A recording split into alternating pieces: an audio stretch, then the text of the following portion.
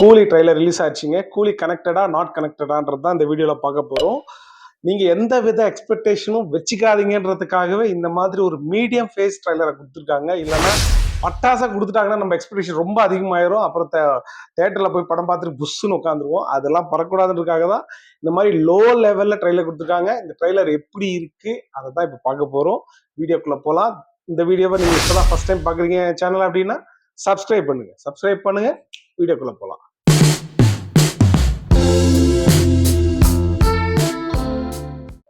என்னம்மா கண்ணு அந்த படத்துக்கு அப்புறம் நம்ம தலைவரும் கட்டப்பாவும் சேர்ந்து கலக்குன்னு கலக்க போற படமா தான் கண்டிப்பா அந்த படம் இருக்கும் கூலி.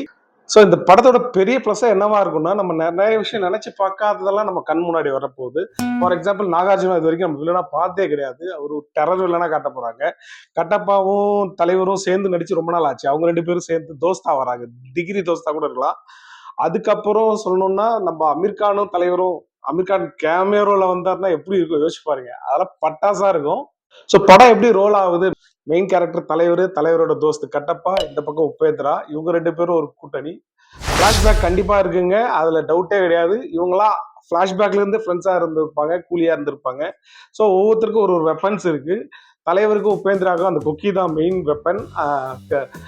கட்டப்பா சாருக்கு வந்து எது கிடைக்குதோ எல்லாத்தையும் வெப்பன் தான். கத்தி கச்சா கத்தி, துப்பாக்கி கச்சா துப்பாக்கி. அவருக்கு ஒரு பாட்டு கலகிட்டு இருக்கிறாரு. இவங்களுக்கு ஆப்போசிட்டா நிக்கிறது நாகார்ஜுனா. அவருக்கு வந்து நாலேஜ் யூஸ் பண்றாரு, கன் யூஸ் பண்றாரு, முக்கியமா சுத்தி யூஸ் பண்றாரு.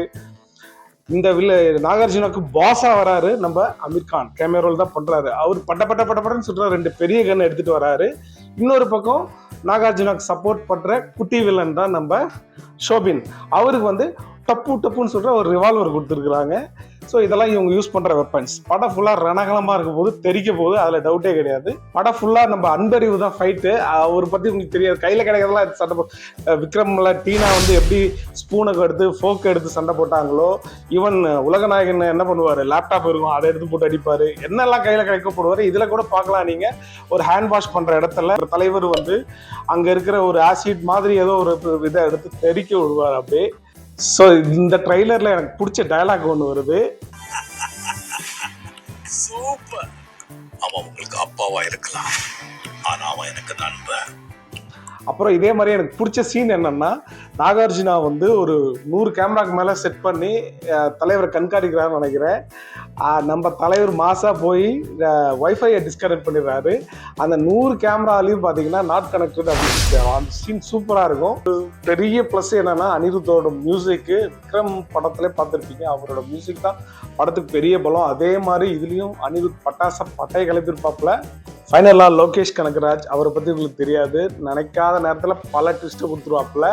இதில் உலகநாயகனோட வாய்ஸ் வந்தாலும் வரலாம், இல்லைன்னா கட்டப்பாவே வில்லனா கூட இருக்கலாம். பட் எனிவே அதெல்லாம் நம்ம வெயிட் பண்ணி தான் பார்க்கணும். Get ready. கண்டிப்பாக இந்த ட்ரைலர் எப்படி இருக்குது அப்படின்னா, இட்ஸ் வெல் கனெக்டட். கண்டிப்பாக we will enjoy the movie.